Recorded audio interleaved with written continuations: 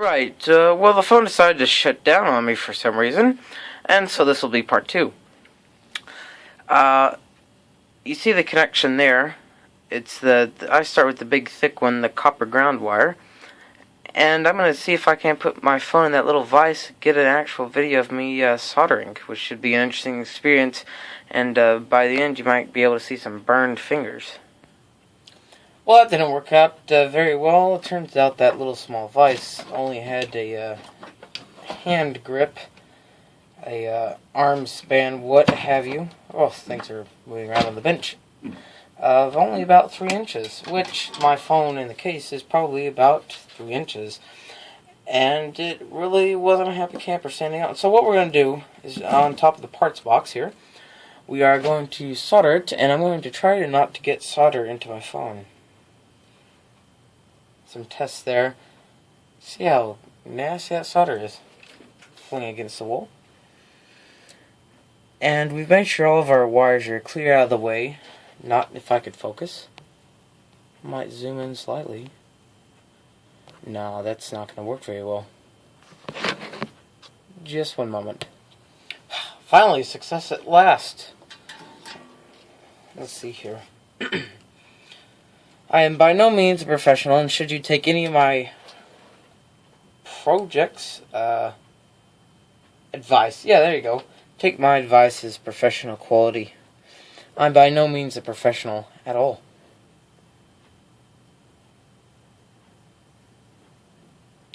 You just put her on there, and she heats up, and she melts. Awesome. Let's go to the next connection. I must say I've never shot the camera before, used any sort of microscope while soldering before, and I must say it does help to determine exactly where the wire is. One thing I should mention is I recommend the order in which you solder these is more towards mechanical strength.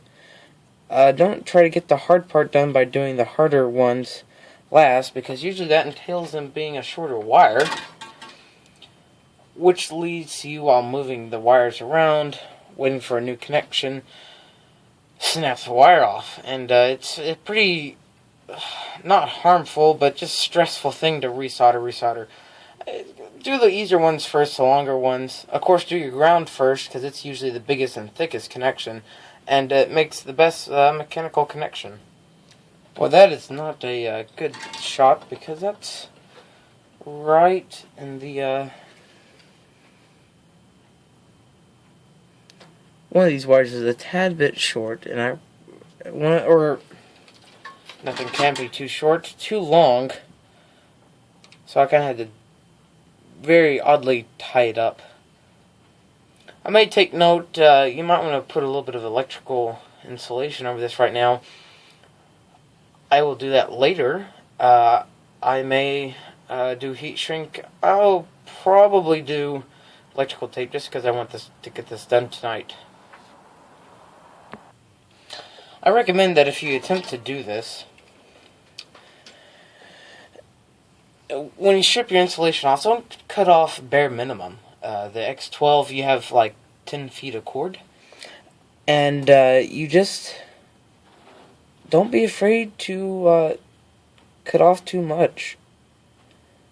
I mean, mine just sit under the desk anyway, and part of one of the reasons it got pulled, the soldering iron doesn't catch everything on fire. It was way too long, and the cord just got bundled up there, and it was really causing a mess everywhere. So I'm doing this, and hopefully it'll shorten it to about under 3 feet or so, and for what I need, that'll be fine. Here we go for turn the soldering iron just slightly. Come on, there we go. This one here, gentle. Oh, we are kinda came off a little bit.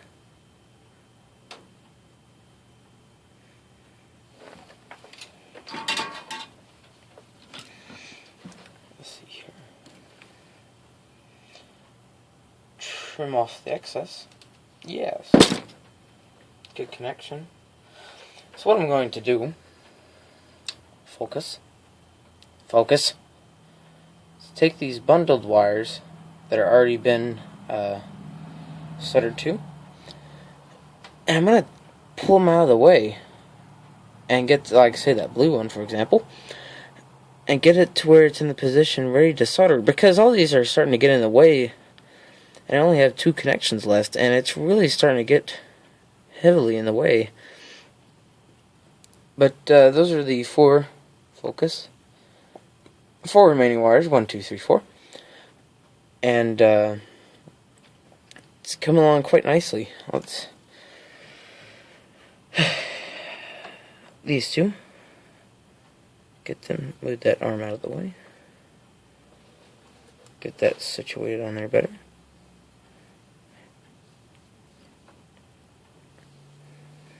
I don't actually twist them together like this normally, because I'm usually not videotaping, and I just hold it up to the light. Ah, that's not a good connection at all. Hold it up to the light and or closer to my face, and it usually gets solved that way.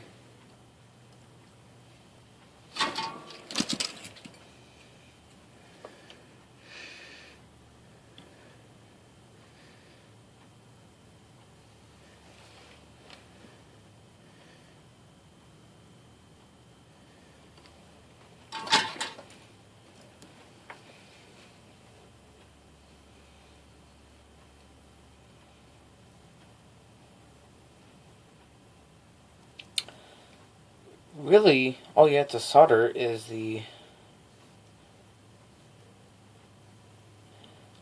just the part making connection, which is all that's going to get soldered, unless you're melting some insulation, and yeah, that's always not a good thing.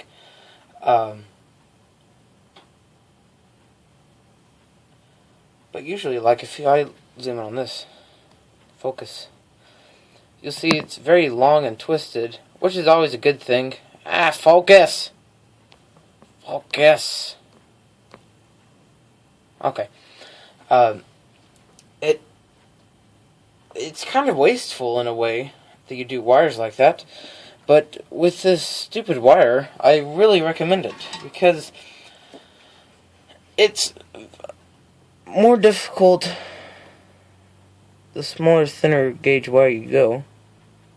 Here comes the black blob of death from insulation.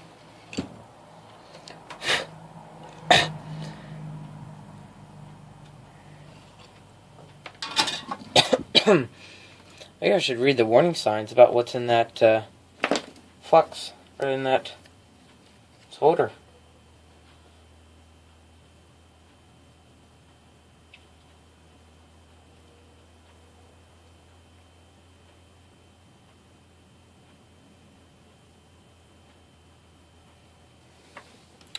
Well, I guess, who needs safety sheets anyway?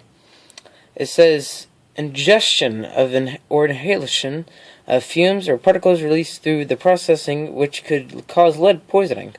Absorption of lead is known to cause birth defects and other reproductive harm, and may result in damage in the blood and neurological systems. Used with adequate ventilation, it goes on. It's also known to the state of California to cause cancer. But only California, as in, you can't get it here in Arkansas. So there's our big jumbled mess of wire. What I'm going to do is put a little bit of electrical tape on there, and on each connection, and then do a big one, and then put a zip tie on it, and I'll be completed. There's also one end here. Now it may look like a big glob. What I did was with a big zip tie, focus, used a big zip tie to more or less a strain relief, and I hot glued around the wires, and I dipped the whole thing in what they call liquid electrical tape. Not for insulation, merely for looks, because I don't like a big clear blob on a black wire. I'd much rather have a big black blob on a black wire. So I'll show you the end results with this here in just a second. Lovely, isn't it? I'm gonna take them, fold them all over. Electrical tape them. Take them. Oh. Ah! Tape them. And I'm not gonna put any sort of strain relief, because I don't have one.